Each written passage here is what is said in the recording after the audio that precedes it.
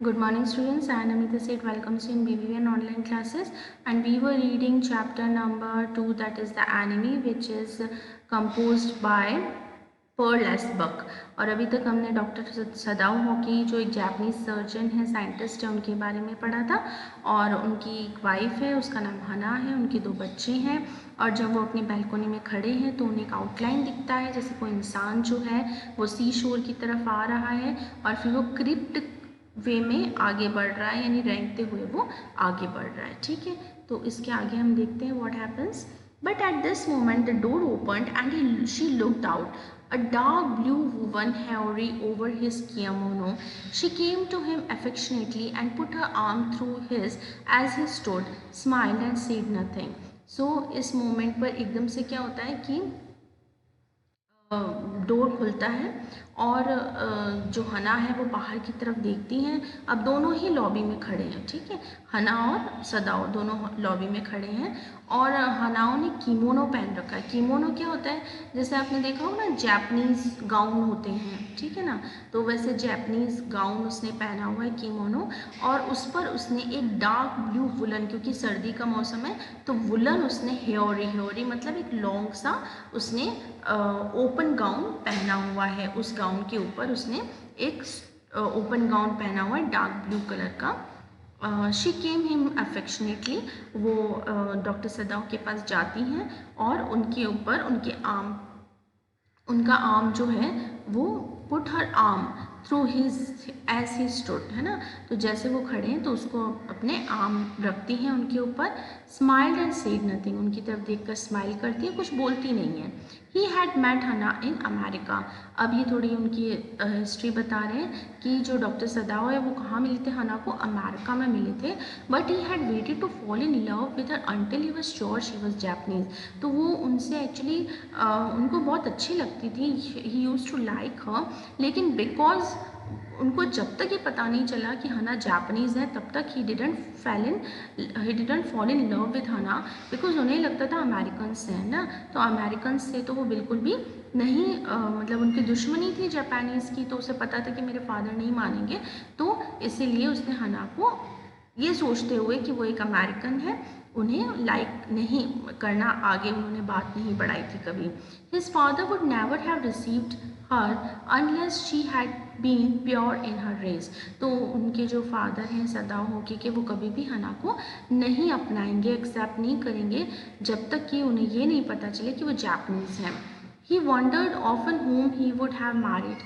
He had not met Hana, but by what he had luck and by what luck he had found her in the most casual way, by chance literally at an American professor house। तो वो हना से एक American professor के house पे मिले थे और वहाँ पर हना जो है वो पढ़ाई कर रही थी और हना से वो अगर तब तक मैरिज नहीं करते जब तक कि वो जापानीज़, उन्हें पता नहीं लग जाता कि ये जापानीज़ हैं।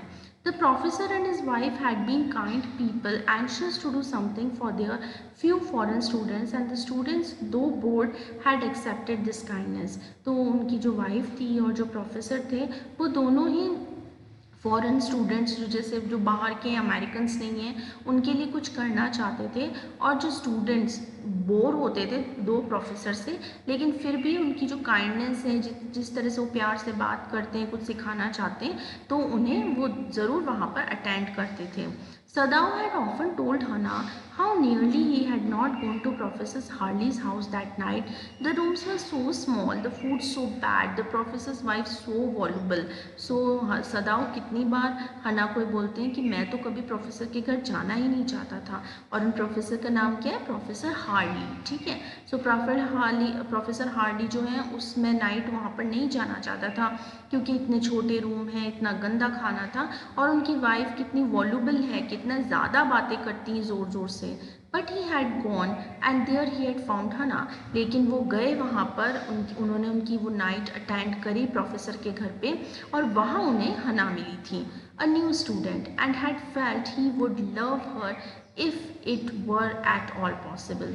और उनको हना देखते ही पसंद आ गई, लेकिन फिर भी उनके दिमाग में क्या था कि हना एक अमेरिकन है, जो कि वो नहीं चाहते थे कि किसी अमेरिकन से उसके फादर शादी नहीं करेंगे। लेकिन जब बाद में उनको पता चला कि हना जापनीज़ है तो उन्होंने शादी से मतलब एग्री हो गए शादी के लिए।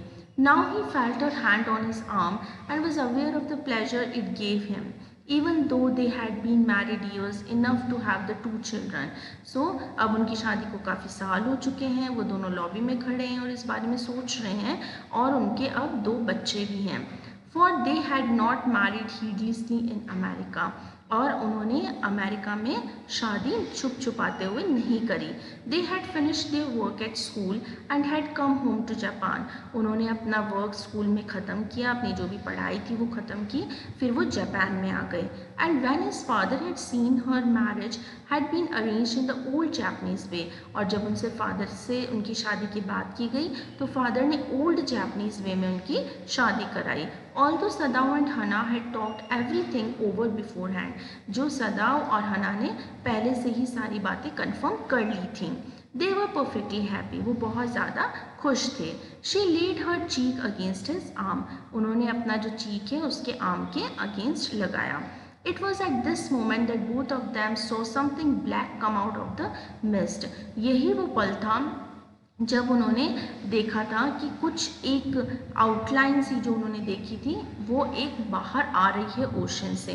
तो अभी उसका डिस्क्रिप्शन बता रहे हैं, पहले उन्होंने उनको हमको सिर्फ एक मतलब आउटलाइन दी थी कि हाँ इस तरह से सदाओं ने कुछ देखा है, लेकिन अब हम बता रहे हैं कि सदाओ और हना लॉबी में खड़े हैं और अब उनको एक ब्लैक सा कुछ आते हुए फॉग में से बाहर आते हुए दिखाई दे रहा है। इट वॉज अ मैन, और वो कौन था?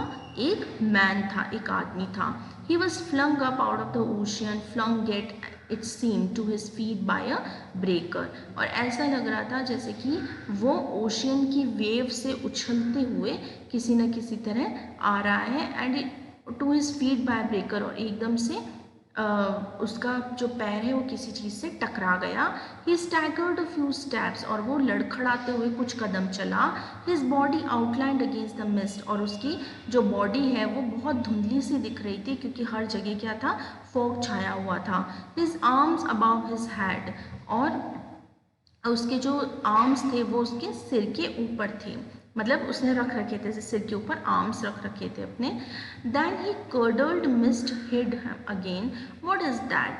हना क्राइड, तो हना ने वापस से उसको जब मैन को देखा तो वो जोर से चिल्लाई कि ये क्या है। She dropped Sadao's arm and they both leaned over the railing of the veranda. तो